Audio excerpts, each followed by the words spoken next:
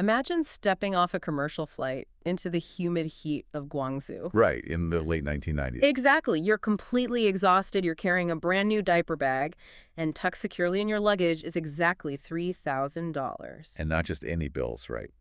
It had to be pristine, uncreased $100 bills. Yes, crisp American currency.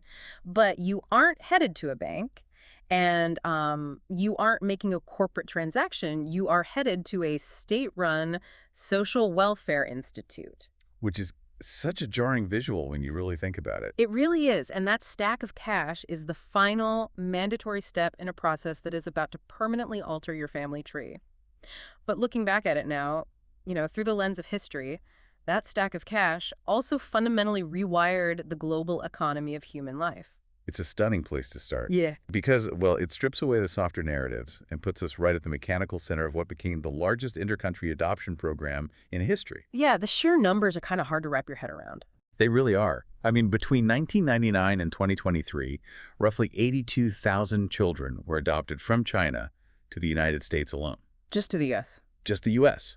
If you pan out to the global total across the entire lifespan of this program, you are looking at more than 160,000 Chinese children relocated internationally. Wow. Yeah, 160,000.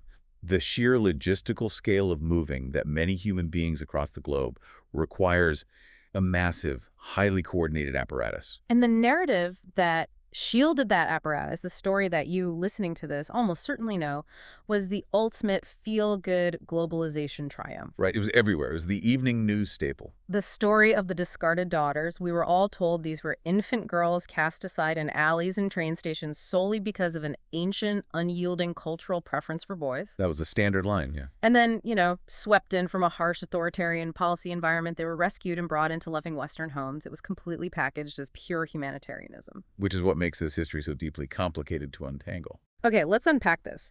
Because we have a massive dossier of sources today, we're looking at decades of fieldwork by scholar K.N. Jensen, legal analysis by David Smolin, investigative journalism from Barbara Demick, and the groundbreaking Chinese publication Keixin. Yes, Keixin, plus demographic research by Brian Studi and internal U.S. State Department records.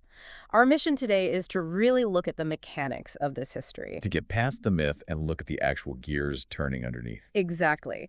We're going to trace how an international program framed globally as a humanitarian rescue inadvertently developed a dark, systemic underside. It's a heavy journey. It is. We are going to explore how economic incentives fueled a market of baby buying, official confiscation, and identity laundering, all culminating in the abrupt total closure of the program in August of 2024. So to even begin dissecting the market that eventually took over, I think we have to establish the baseline of the supply. Like, where did these tens of thousands of infant girls come from in the first place? Right, because before you have a market, you need inventory.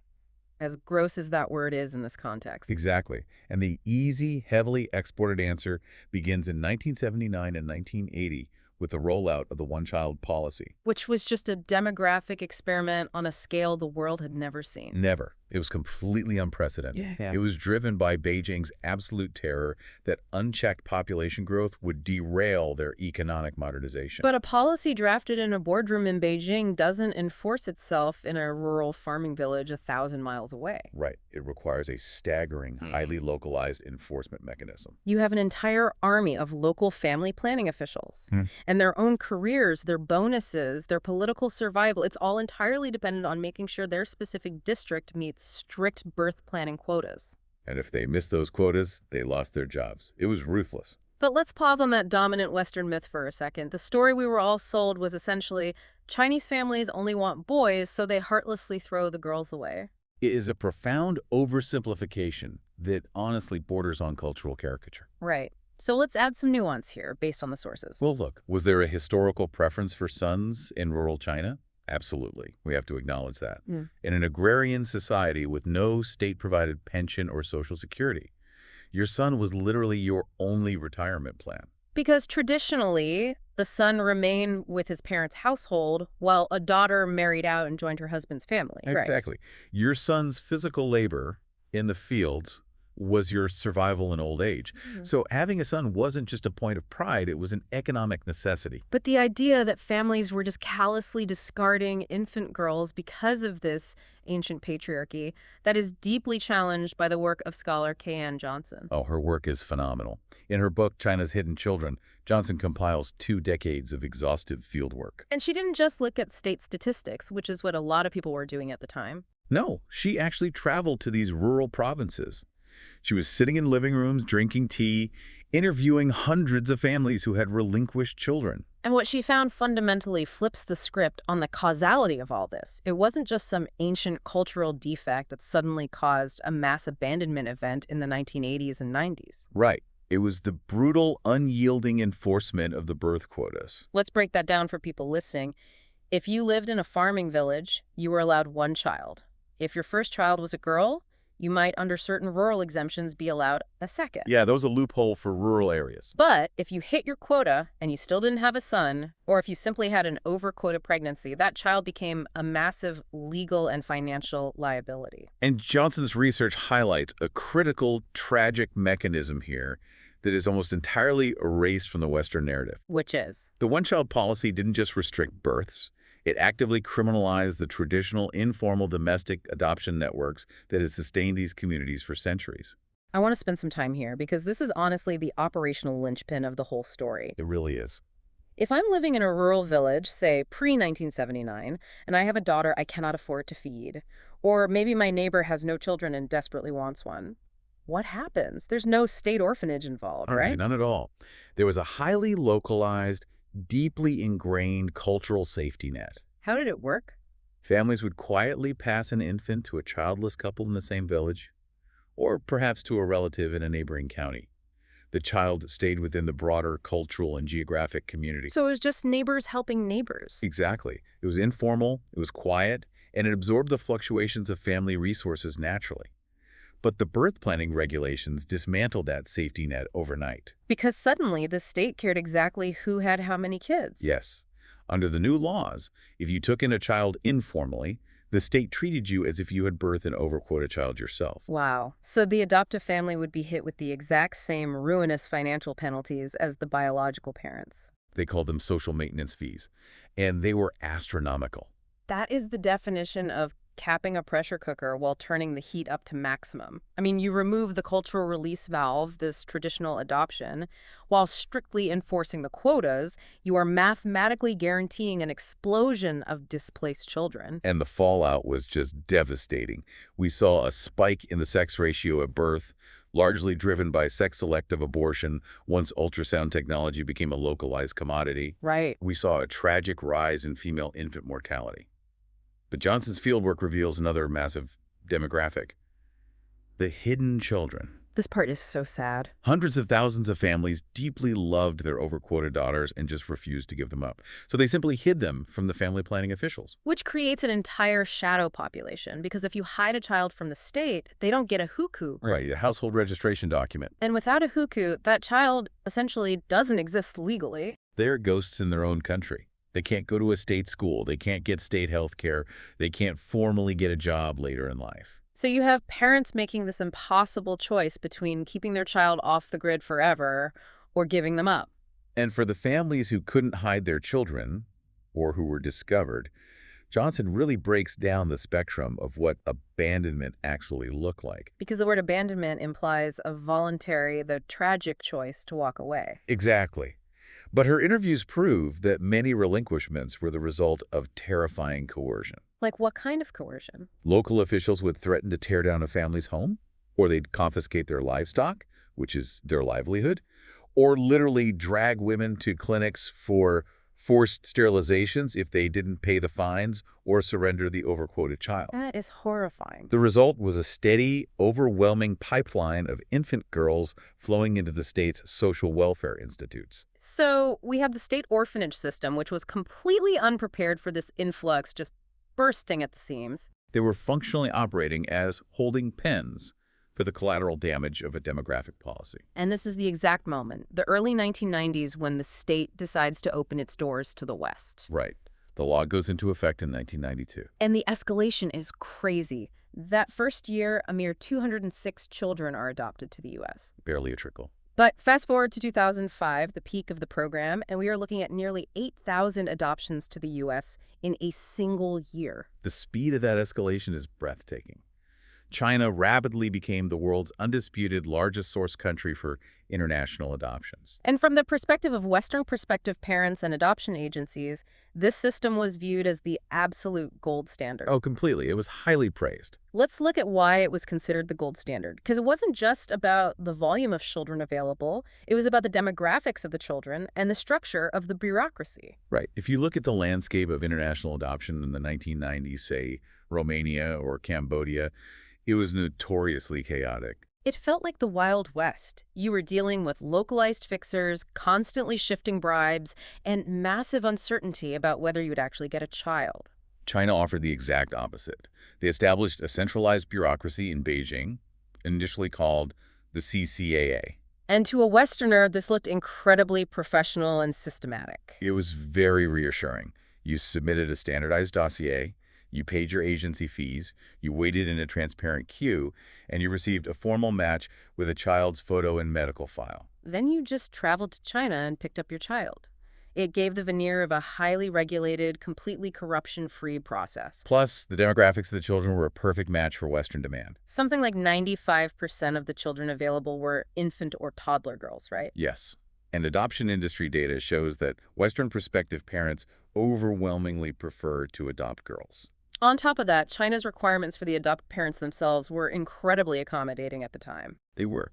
They allowed older couples to adopt, which perfectly matched Westerners who were turning to adoption after spending their 30s dealing with infertility. And they also permitted single women to adopt, a demographic that was often completely shut out of domestic adoption programs in the U.S. So it was a perfect storm of supply and demand facilitated by an efficient bureaucracy. But, and this is the massive but nested within that highly systematic centralized process, was a localized mandatory mechanism that fundamentally altered the ecosystem of the orphanages. This is where we return to that diaper bag full of pristine cash. Right, the $3,000 donation. Officially, the state mandated that every adopting family pay roughly $3,000 directly to the orphanage director at the exact time they received their child. And it had to be in brand new U.S. currency, no worn bills. The central government framed this as a mandatory charitable contribution to help support the severely underfunded local welfare institutes. And we should be fair to the historical context here. In 1992, these orphanages were in desperate,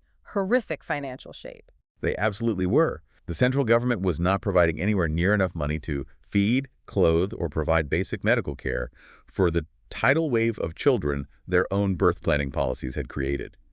But author and investigative journalist Barbara Demick, in her book, Daughters of the Bamboo Grove, looks at the actual economic impact of that cash and refuses to call it a donation. No, she labels it a bounty. A bounty, that's a strong word. It is, but when you map $3,000 onto the rural Chinese economy of the 1990s, bounty is really the only word that makes economic sense. Can you put that in perspective for us? Sure. In a rural province like Hunan or Jiangxi back then, $3,000 was an astronomical windfall. It was equivalent to several years of an average worker's salary. Wow. And it far exceeded the official annual salary of the orphanage director who was physically receiving the cash. Let's do the math on that for a second.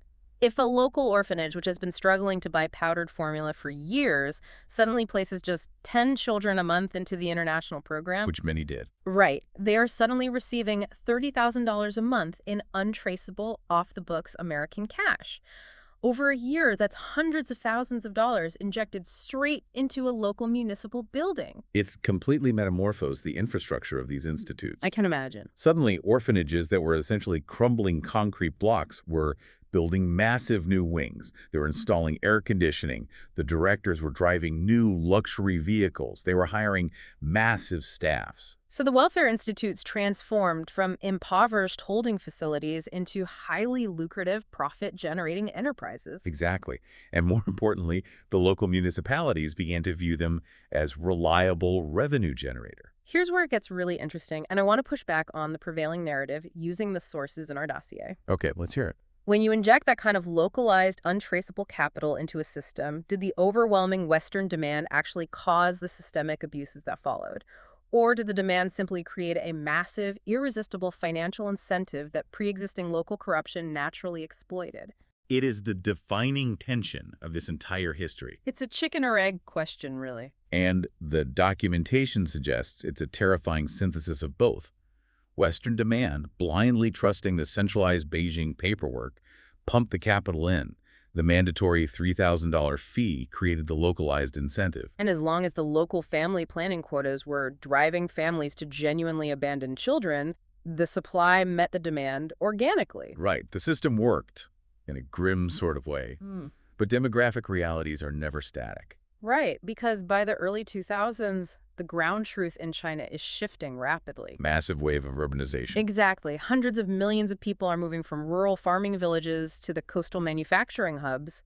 Incomes are rising, the cultural dynamics are shifting. And because of all this, the rate of genuine desperate abandonment of infant girls begins to plummet. Families have a bit more money to pay the fines, or they're living in big cities where it's much easier to hide and overquote a child. But the Western demand hasn't dropped. No, in fact, it's climbing toward its 2005 peak. And more critically, the local orphanages are now entirely structurally dependent on that $3,000 per child revenue stream. They have new buildings to maintain, expanded staff to pay, and local government officials who have grown very accustomed to the budget surplus the orphanage provides. So the natural supply dries up, but the economic machine is too big to fail. Which poses a huge problem. If citizens are no longer finding babies on the steps of the local clinic and bringing them to the orphanage out of a sense of civic duty, how does the orphanage director fill the cribs to meet the foreign purchase orders? They transition from passive receiving to active procurement. Meaning they start going out and looking for babies. Yes. Orphanages began quietly offering a finder's fee to individuals who brought an infant to the gates. A finder's fee, how did they justify that? Initially, it might have been framed as reimbursing someone for the travel costs of bringing an abandoned child in from a remote village. Okay, that sounds somewhat plausible at first glance. But whenever a system introduces a sliding scale finder's fee for human beings, you are laying the immediate groundwork for a trafficking ring. You are creating a bounty hunter system, essentially. Precisely. And our sources detail exactly how this underworld of baby buying emerged to feed the state orphanages. And the most meticulously documented case we have of this is the Duan family trafficking ring. The Duan family operation is a masterclass in illicit logistics. Walk us through how they operated. This was a sprawling network operated primarily by a man named Duan Yening, his siblings, and their matriarch, Chen Zijin.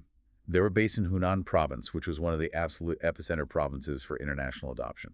But the local supply in Hunan had dried up, right? Right. So because the supply of abandoned children in Hunan was gone, they set up a supply chain sourcing infants from a neighboring province, Guangdong.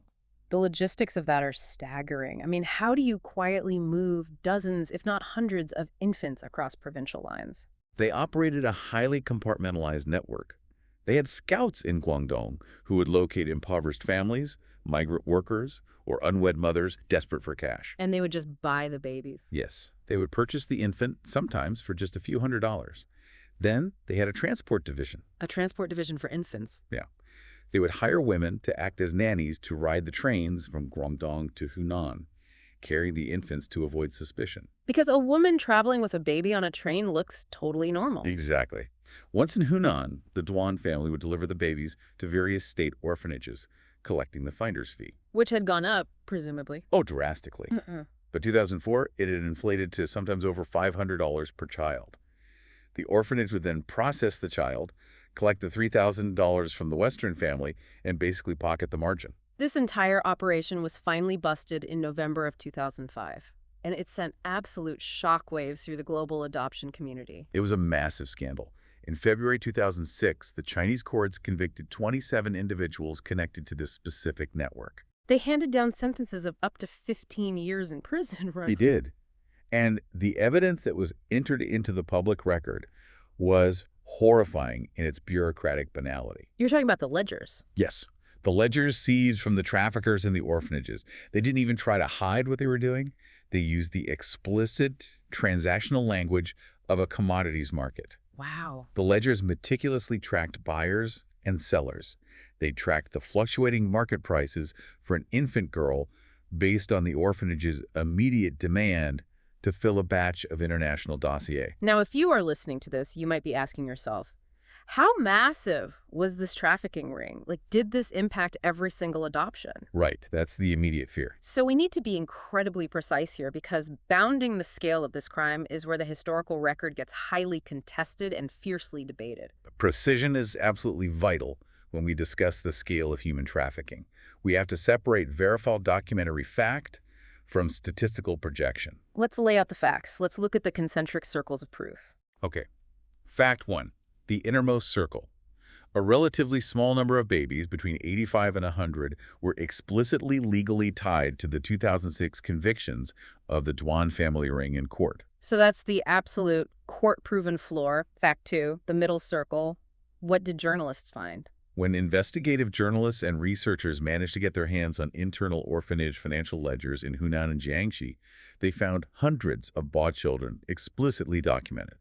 The orphanages were literally logging the payouts for babies in their accounting books. Okay, so we're up to the hundreds there. Fact 3, the outer circle. Thousands of cases are alleged. Adoptive parents who have found birth families, researchers tracking DNA databases, and whispers from former traffickers suggest the network was vast. But these remain legally unproven in a court of law. Exactly. And this brings us to probably the most controversial figure in this space. Researcher Brian Study, he founded an organization called research-china.org. Yes. He has spent decades analyzing finding reports, orphanage publications, and adoption dossiers. And he has made the public claim that more than 3/4 of all adoptions from China involve some level of fraud or trafficking. We must critically examine how that claim is framed, though. That 3/4 figure, 75% of 160,000 children, is a statistical projection. It's an extrapolation. Exactly. Look, Studi has done exhaustive, invaluable work. He has definitively proven fraud in dozens of individual cases by matching DNA and proving that finding reports were forged. But his overarching claim is an estimate. Right, it's an extrapolation based on the density of fraud he has found in specific orphanages during specific years. It is an estimate by one very motivated researcher. It is not an established, verifiable fact across the entire 30-year historical record. Right. And if you're listening and thinking, wait, didn't the U.S. Embassy in Guangzhou, which processes every single visa for these children, didn't they check the documents? They absolutely did. And the State Department was asking the exact same questions. When the 2005 bust happened, the U.S. government was terrified. They were actively issuing visas to kidnapped children. Beijing had to do some major damage control. They did. In 2006, the Central Chinese government issued an official assurance to the U.S. State Department. They promised that the children adopted abroad were legitimately orphaned or abandoned, and explicitly assured the U.S. that no children adopted internationally had been kidnapped. And that official statement is a masterclass in semantic gymnastics. We really have to look at the exact wording. Break that down for us. Beijing assured the U.S. that children weren't kidnapped.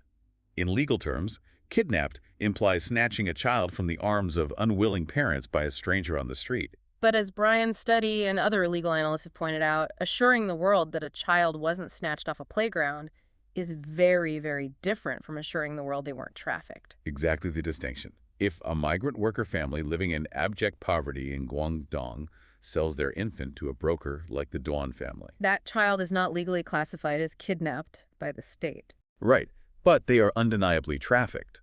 By narrowly hiding behind the definition of the word kidnapped, the central bureaucracy in Beijing could maintain the international veneer of legitimacy. While deliberately ignoring the massive gray market of baby buying that was functionally subsidizing their welfare institutes. Yes. But here is where the story pivots from an illicit underground market to something far more systemic and terrifying. It gets much darker. It really does. The Duan family, as prolific and terrible as their operation was, were outside actors. They were private citizens exploiting a market loophole for cash.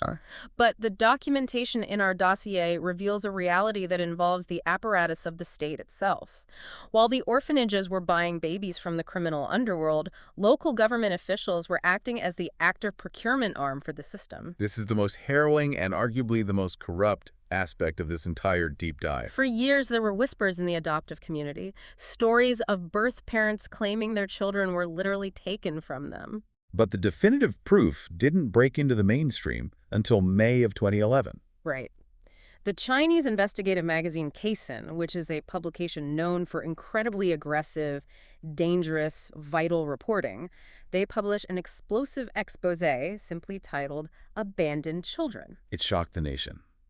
The reporting focused specifically on events in Hunan province, zeroing in on the areas near Shaoyang and Longhui counties between roughly 1999 and 2006. And what Casin detailed wasn't families voluntarily selling children, it was official state confiscations. We need to break down the mechanics of a confiscation because it demonstrates the ultimate weaponization of the birth planning laws. Walk us through it. What happens if a family in Shaoyang has an overquoted child? Well, the local family planning officials would arrive and assess the social maintenance fee. In these impoverished rural counties, the fine was intentionally set at an extortionate level, sometimes several times a family's total annual income. So it's basically unpayable. Total unpayable for most. Many families simply could not pay it. So, if you are a state official with quotas to meet, and a family owes you a massive fine they cannot pay in cash, what do? You take an asset. Yes. And in this case, the officials coordinated and physically confiscated the infant. The state seized the child as payment for the debt. The cutted reporting details heartbreaking scenes. Officials arriving in vans, literally crying infants out of the arms of their grandmothers. This is ripping families apart. And once the child was physically seized, they were routed directly to the local social welfare centers. This is where the bureaucratic erasure takes place, the true laundering of the human being. Yes. I want to use an analogy here to explain exactly how this worked, because it is essentially an officially sanctioned identity laundering operation, much like financial money laundering. Walk us through that parallel. Okay, so in money laundering, you have placement, layering, and integration to make dirty money look clean. The orphanage system did the exact same thing with these confiscated children. The placement phase. The family planning officials take a child with a known biological family, a known village, and a known history, and they place them into the machinery of the State Welfare Institute. Right. The layering phase. The orphanage scrubs all the original identifying information. They discard the child's true name and assign a new standardized surname. In Shaoyang, they literally just gave many of the confiscated children the surname Shao. Which is horrifyingly efficient. Very. Then the orphanage director forges a finding report, an official state document claiming this child was discovered abandoned at the gate of a local market or a bridge. The paper trail is born. Exactly. Finally, the integration phase. The child, now stripped of their past and armed with legally forged paperwork, is placed into the international adoption pool. And out the other side comes a clean, paper-ready, exportable orphan. Bound for a family in the United States, the Netherlands, or Poland. That identity laundering framework perfectly encapsulates the bureaucratic violence of the system. It's all laid out in the documents. Scholar David Smolin, collaborating with Brian Study, synthesized all of this in a profound legal analysis called Open Secret: Cash and Coercion in China's International Adoption Program. Smolin's work is crucial here. He outlines 3 distinct pillars of abuse that structurally propped up the entire international adoption program during its peak years. Let's lay out those 3 pillars clearly for everyone listening. Go ahead. Pillar 1 is the orphanage baby buying from private traffickers, which is exactly what we saw with the Duan family ring. The gray market. Yes. Pillar 2 is the official state confiscations by family planning units, as documented by Case in Shaoyang. The state-sanctioned theft. And the third pillar, which we haven't touched on yet, but is equally pervasive, is the systemic falsification of older children's ages and histories to make them paper-ready for international export. Let's logic our way through that third pillar. If we know that 95% of Western prospective parents specifically want infants or toddlers, but the actual physical orphanages are filled with 5, 6, or 7-year-old children who were perhaps abandoned later in life or removed from homes due to genuine neglect. The math doesn't work. The supply of older kids doesn't match the demand for babies. So the only way the orphanage director can move those older kids out and secure the $3,000 bounty attached to them is to literally change their age on paper. Precisely. The orphanages would deliberately falsify the birth dates of older children, knocking 2, 3, or sometimes 4 years off their age on the official medical and finding documents. That's incredibly dangerous from a medical and developmental standpoint. It's extremely dangerous. Yeah. But it made them appear younger and therefore more desirable to the foreign adoption agencies scrolling through the CCAA database in Beijing. And they went further than just changing ages, right? Yes. Furthermore, they would fabricate abandonment narratives for children who had not actually been abandoned. What do you mean by that? I mean, how do you fabricate an abandonment for a child who is already in state care? Well, in many cases, rural families facing a severe temporary medical or financial crisis would voluntarily place their child in temporary state care. Just until they got back on their feet. Right, with the explicit understanding that they would return for the child. But the orphanage, seeing a healthy child that could be matched internationally, would simply draft a fake finding report. Effectively severing the child's legal ties to their biological parents without consent. Just to get them into the international stream and collect the bounty. Wow. It is an entire interlocking ecosystem built on the commodification of human life. It was driven at the local level by the $3,000 donation and shielded at the national level by a centralized bureaucracy in Beijing. A bureaucracy that simply refused to look too closely at the local paperwork, so long as the international goodwill and the capital kept flowing. And for 3 decades, this system operated relatively unchecked as the world's largest supplier of adopted children, until it didn't. The timeline of the program's ultimate closure is fascinating because it reflects a massive tectonic shift in global events and China's domestic reality. How did it actually stop? Well, the initial halt of the program wasn't actually a proactive policy decision by Beijing. It was a biological one. Ah, COVID-19. Exactly. In early 2020, as the pandemic swept across the globe, China understandably paused all international adoptions. Borders were sealed, visas were suspended, and international travel ceased. Which makes total sense. But the pandemic eventually waned, the rest of the world slowly opened back up, global travel resumed. But the Chinese intercountry adoption program remained frozen in carbonite. You had hundreds of Western families who had been officially matched with children in 2019 or early 2020 left in this agonizing multi-year limbo. Constantly being told by their agencies that the doors would open any day now. And then came the definitive final curtain. On August 28, 2024. China's Ministry of Civil Affairs quietly issued an announcement: the total permanent cessation of the intercountry adoption program. There were only incredibly narrow, specific kinship exceptions allowed. Meaning a foreigner could only adopt a child from China if they were a direct blood relative or a step-parent. Right. The U.S. State Department and international adoption agencies were officially notified in early September, and a Chinese Foreign Ministry spokesperson confirmed it to the global press corps. The 30-year era was over in an instant, just like that. If you analyze the official messaging around that 2024 closure, the paradigm shift is staggering. For 30 years, the narrative exported from Beijing to the West was fundamentally rooted in humanitarianism. The unwritten contract was, you, the wealthy West, are helping us care for these surplus children that our rapidly developing nation cannot yet support. But by 2024, that framing completely vanished. It shifted entirely to a matter of national sovereignty and demographic survival. Right. To understand the closure, you have to look at the macro-level demographic terror gripping China in 2024. The country is facing a population collapse. Severe one. Their overall population is declining for a third consecutive year. Birth rates have plummeted to record lows, sitting dangerously far below the replacement rate. And the government is so desperate for babies that they have completely reversed course. They are aggressively trying to incentivize young couples to have 3 children now, offering tax breaks and housing subsidies. The bitter historical irony here is almost difficult to articulate. The very policy, the draconian one-child policy that was designed to violently restrict population growth and which spawned an entire global market of displaced daughters, ultimately created a domestic demographic crisis so severe that it killed the adoption market it created. It's Shakespearean, honestly.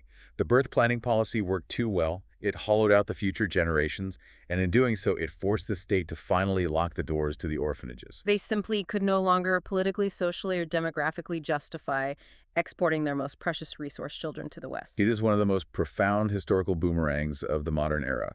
But while the geopolitical systems have closed up shop, and the economic pipelines of $3,000 bounties have been permanently shut down, the legacy of this market is far from over. Because the commodities of this market are living, breathing human beings. Right. The children who were adopted in the late 1990s and during the peak years of the mid-2000s, they aren't children anymore. They're young adults. They are in their 20s and 30s. They are graduating college, entering the workforce, and starting their own families. And they're the ones who are left to reconcile the staggering duality of this historical narrative. The reporting for National Public Radio around the time of the 2024 closure provides incredible insight here. What did NPR find? NPR reporters spoke directly to these adult adoptees, capturing their immediate reactions to the end of the program. And what you hear in their voices is the intense, almost unbearable emotional impact of learning about the underlying roots of their own adoption. I really want you, listening to this right now, to try and put yourself in their shoes. Imagine growing up with a bedtime story. Your parents tell you that you were rescued. You were found on a picturesque bridge or near a bustling marketplace, brought to a benevolent state orphanage, and then chosen by a loving family across the world. It's a beautiful origin story. It is. And then, as an adult, you open a newspaper or read a genetic registry, and you discover that your existence in that orphanage may have been tied to a $3,000 cash bounty. Or worse, you discover that you might have been physically confiscated from a birth family who desperately loved you but couldn't afford a punitive fine. The psychological weight of having your personal origin story tied to an illicit market is unfathomable. The phrase that adoptees use over and over again in the NPR reporting is both and. Both and. What does that look like in practice? They are forced to navigate an incredible, exhausting complexity. When the August 2024 closure was announced, the adoptee community expressed a massive spectrum of emotions. There was shock, obviously. There was deep empathy and grief for the prospective families and the children who were permanently left in limbo. But there was also, for many adult adoptees, a profound, validating relief. Relief that the system, the machinery that processed them was finally dismantled. Exactly. The both-and concept means they can hold immense, genuine gratitude and love for their adoptive families, the parents who raised them, cared for them, and loved them, while simultaneously harboring deep, righteous anger, criticism, and grief toward the corrupt state system that commodified them. Yes. They are actively grieving the loss of their original culture, their native language, and the biological families they were separated from, whether that separation was driven by extreme poverty, coercion, or direct state confiscation. And for many of these young adults, the permanent closure of the program was the ultimate validation. It proved that the system was, at its core, fundamentally flawed and built on a gross imbalance of geopolitical power and Western capital. It's a lot to carry for one person. As we step back and look at the entire historical arc we've traced today, it is a story of compounding tragedies. It starts with the rigid, authoritarian birth quotas that created an initial tragic supply of hidden and displaced children. Right. It evolves when the introduction of a $3,000 orphanage bounty incentivizes an illicit, localized market. And it matures into a global program celebrated on the evening news as a humanitarian triumph, while quietly harboring an underworld of state confiscation, identity laundering, and private trafficking. It is the story of how a massive domestic policy failure was transformed into a highly lucrative international export. And it leaves us, and the tens of thousands of adoptees who actually lived it, in a place where the tension between the humanitarian narrative of rescue and the documented reality of market forces remains entirely unresolved. You cannot neatly categorize this history. No, you can't. It defies the simple, comforting labels of purely good or purely evil. It is a wildly complex, deeply human web of desperate birth families, opportunistic traffickers, complicit bureaucrats, and well-meaning foreign parents, all caught in a relentless machinery driven by an authoritarian state policy and fueled by Western capital. Which is just a sobering thought to sit with. Which brings us back to where we started, standing in that lobby in Guangzhou with a diaper bag and a stack of cash. We like to think of human life and market forces as two entirely separate, distinct spheres. We certainly try to. We like to believe that compassion is immune to economics. But when a global system is willing to attach a fixed price tag, a bounty, to a humanitarian act, does it inevitably turn that compassion into a commodity? It's a central question, isn't it? What does it take for a society or a government to finally recognize when a rescue operation has quietly morphed into an industry? The paperwork is closed, the borders are sealed, but for 160,000 people, the ledger is still open. Thank you for joining us on this deep dive. Take care.